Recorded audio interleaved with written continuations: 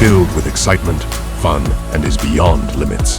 But the question is, are you ready to jump? If it is a yes, then you have jumped into the world of ultimate entertainment. Welcome to YOLO 247, a place of fun, indulgence, and endless surprises.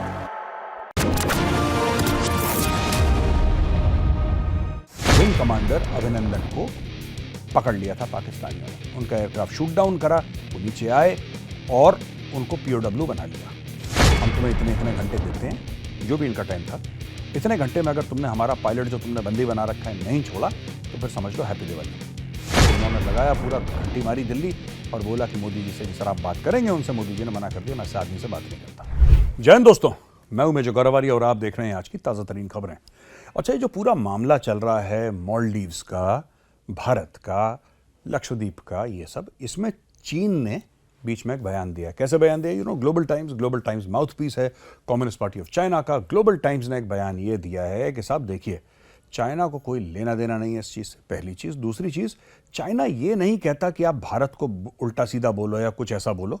और तीसरी बात, China जो है इसको zero sum game नहीं समझता, इसको binary नहीं समझता, यानी कि या तो आप चीन के दोस्त हो सकते हैं, भारत के दोस्त हो सकते हैं। तो चाइना कह रहा है कि बैलेंस्ड रिलेशनशिप होनी चाहिए, ये चाइना ने बोल दिया। अच्छा, चाइना जो है ना, चाइना के चक्कर में जो फंसा वो गया और मालदीव्स चीन के चक्कर में फंस गया। दोस्तों, चाइना ने क्या करा? चाइना बन गया गुड बॉय। ये बयान देके चाइना ने इंडिया को मैसेज पास कर दिया कि देखो यार, हमने इनको नहीं बोला था बदतमीजी करने के लिए, अब हैं ही बदतमीज ये लोग, तो हम क्या करें, लेकिन हमारा इससे कोई लेना देना नहीं है। सच में चाइना ने ही पैसे दिए थे और बोला था कि तुम ये सब करो। ये तो अभी की बात है कि 4 जनवरी को मोदी जी पहुंच गए लक्षद्वीप और पता नहीं क्यों मालदीव्स में आग लग गई। ये तो अभी की बात है, लेकिन उसके महीनों पहले ये भारत के खिलाफ प्रदर्शन कर रहे थे। इंडिया गेट आउट, ये सब नारे लग रहे थे। क्यों? अब मैं आपको बताता हूं। इंडिया गेट आउट की भी स्टोरी बड़ी इंटरेस्टिंग है। मालदीव्स में इंडिया गेट आउट तेजी से पकड़ा नारा। क्यों? क्योंकि इनको यह बताया गया था कि हमारे देश में, यानी कि मालदीव्स में, बहुत सारे भारतीय फौजी हैं। अब आपको भी लग रहा होगा बहुत सारी, कितने? 1000, 2000, 10,000, 1 लाख, कितने हैं? इंडियन आर्मी कितनी पहुंच गई वहां पर? कुछ तो होगा। दोस्तों, ऐसा कुछ भी नहीं है। मालदीव्स ने भारत से यह रिक्वेस्ट करा कि देखिए साहब, 2 प्रॉब्लम है हमारी सबसे बड़ी। एक तो हमारे देश का ऐसा कोई मेनलैंड नहीं है, छोटे छोटे कई टापू हैं और ये टापू मिलकर मालदीव्स बनता है। हर टापू में अस्पताल तो हो नहीं सकता। अब अगर इस टापू वाला बीमार हो गया और अस्पताल इस टापू में, तो उसको यहां पे कैसे ले जाएं? अब चप्पू चला के नाव से तो ले जाएंगे, तब तक मर जाएगा वो। तो उसकी जान बचाने के लिए हमें कोई हेलीकॉप्टर चाहिए कि हम एक तरफ से दूसरी तरफ उसको ले जा सकें। तो भारत ने बोला ठीक है साहब, आपने मांगा, हम आपको हेलीकॉप्टर दे देते हैं। तो भारत ने 2-3 हेलीकॉप्टर दे दिए। फिर मालदीव्स ने बोला कि भाई ऐसा है कि यहां पे स्मगलिंग बड़ी होती है, नारकोटिक्स की, ड्रग्स की, नशे के पदार्थ, उनकी स्मगलिंग होती है। हमें स्मगलर्स को पकड़ना है। कैसे पकड़ेंगे? अब भाई साहब ऐसे पकड़ेंगे कि एक छोटा सा डॉर्नियर एयरक्राफ्ट दे दीजिए हमें, कि जो उड़ता रहेगा, हम नीचे देखते रहेंगे। फिर हमारी टीम जो है, हमारे कस्टम्स वाले या हमारी नेवी वाले या हमारे कोस्ट गार्ड वाले, जो भी इनके पास है, वो इनको पकड़ लेंगे। हमें भारत आपकी मदद चाहिए। भारत ने बोला डन। तो भारत ने 2-3 हेलीकॉप्टर, एक आध इनको डॉर्नियर एयरक्राफ्ट दे दिया। अब जब आप अपना एयरक्राफ्ट देंगे तो चलाने वाले भी देने पड़ेंगे आपको, इनको तो आता नहीं चलाना।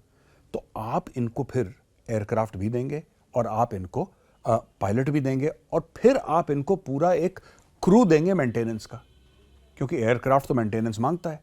डेली आपको चेक करना है, फ्लाइट उड़ने से पहले, उड़ने के बाद एक बार उसका चेकअप होगा, पूरा मेंटेनेंस की साइकिल होती है और वेरी हाई मेंटेनेंस होते हैं एयरक्राफ्ट, कोई भी हो, सिविलियन हो, मिलिट्री हो, तो वेरी हाई मेंटेनेंस। तो इसके लिए भारत ने इनकी मदद करी, इस चीज को एक शगुफा बना के कि भारतीय फौजी हैं, इन्होंने ड्रामा करा।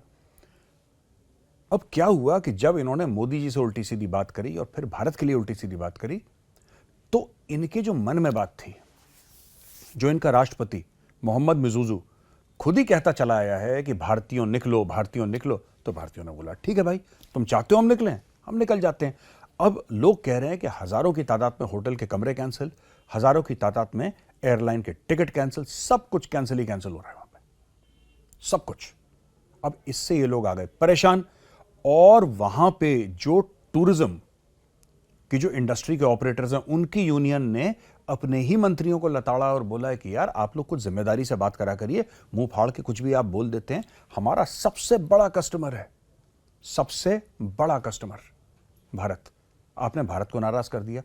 वो कौन बेवकूफ बिजनेसमैन होगा जो अपने सबसे बड़ा कस्टमर को नाराज करके रखता होगा, और वो भी फालतू में, कोई बात थी नहीं। इन्होंने बात कर, मोदी जी ने क्या कहा? मोदी जी ने ये तो बोला कि आप लक्षद्वीप आइए। क्या मोदी जी ने ये बोला कि आप मालदीव मत जाइए? ये तो नहीं बोला। अब भारत का प्रधानमंत्री अगर लोगों को भारत बुला रहा है तो अब इसमें मालदीव का क्या लेना देना? I don't understand. लेकिन अब हो गया जो भी होना था, और चीन ने पीछे अपना दोस्तों हाथ खींच लिया। इसके अलावा एक और ये देखिए, मैंने नोट्स बनाए, बड़ी इंटरेस्टिंग है, ये देखिएगा आप। ये एक किताब है former Indian high commissioner to Pakistan Ajay Bisaria साहब की। किताब का नाम है anger management, the trouble diplomatic relationship between India and Pakistan. अच्छा, ये बताते हैं कहानी जब विंग कमांडर अभिनंदन को पकड़ लिया था पाकिस्तानियों ने, उनका एयरक्राफ्ट शूट डाउन करा, वो नीचे आए और उनको पीओडब्ल्यू बना लिया।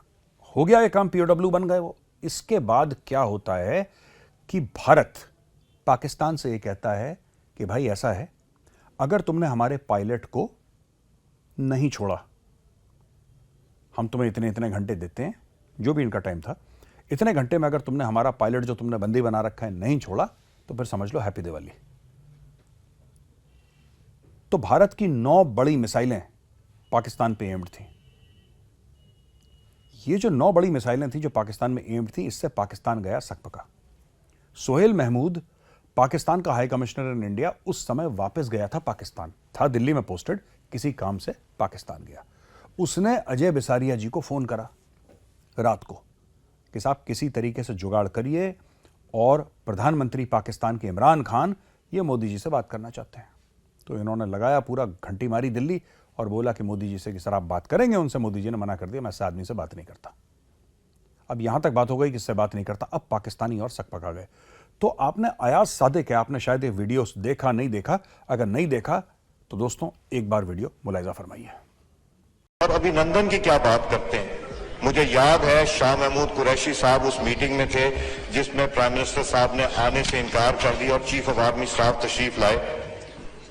पैर कांप रहे थे, पसीने माथे पे थे, और हमसे शाह महमूद साहब ने कहा, फॉरेन मिनिस्टर साहब ने, कि खुदा का वास्ता है अब इसको वापस जाने दें, क्योंकि 9 बजे रात को हिंदुस्तान पाकिस्तान पे अटैक कर रहा है। इस आदमी का नाम अयाज सादिक है, ये पाकिस्तान मुस्लिम लीग नून का है।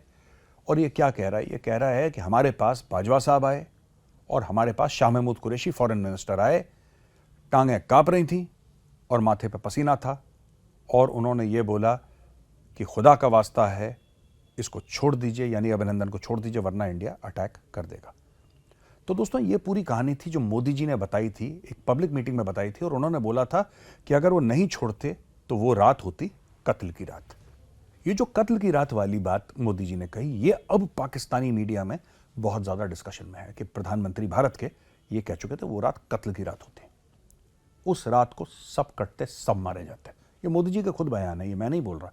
मोदी जी ने बोला वो रात कत्ल की रात होती। अगर आप हमारे यहां से हमारे पायलट को अगर कुछ कर देते तो बहुत फिर लेने के देने पड़ जाते। तो दोस्तों ये चीज हुई है वहां पे। पूरा इसको एक, जिसको कहते हैं एक बड़ा डर का माहौल बन गया था पाकिस्तान में, और पाकिस्तानी जितनी लंबी लंबी छोड़ते हैं सकपका गए सब। चुपचाप इन्होंने इज्जत से अभिनंदन को सिर्फ छोड़ा नहीं, उसको नए कपड़े दिए और उसको बॉर्डर तक छोड़कर आए, सी ऑफ करके आए, सीनियर ऑफिसर्स पाकिस्तानी फोर्सेस के। तो ये स्टोरी थी विंग कमांडर अभिनंदन की, ये स्टोरी थी अजय बिसारिया जी की किताब की। ठीक है, और आखिरी चीज, टाटा ग्रुप को यह पता लगा है कि साहब ऐसी ऐसी बात हुई है, तो टाटा ने अनाउंस करा है, टाटा ग्रुप ने, ताज होटल आप जानते ही हैं, कि हम लक्षद्वीप में 2 रिजॉर्ट्स बनाएंगे टॉप क्वालिटी के, वर्ल्ड क्लास 2 रिजॉर्ट्स। अब दोस्तों ये तो टाटा ने पहल कर दी है, और टाटा ने बोला है कि 2026 तक ये हम इनॉग्रेट कर देंगे रिजॉर्ट्स। तो अब आप देख लीजिए, टाटा आएगा तो फिर और भी ग्रुप्स आएंगे, जाहिर सी बात है, और ये एक टॉप एंड हॉलीडे डेस्टिनेशन बन जाएगी दोस्तों। तो आज के वीडियो में इतना ही मेरे पास, कल फिर हाजिर होऊंगा एक नई वीडियो के साथ। तब तक के लिए जय हिंद।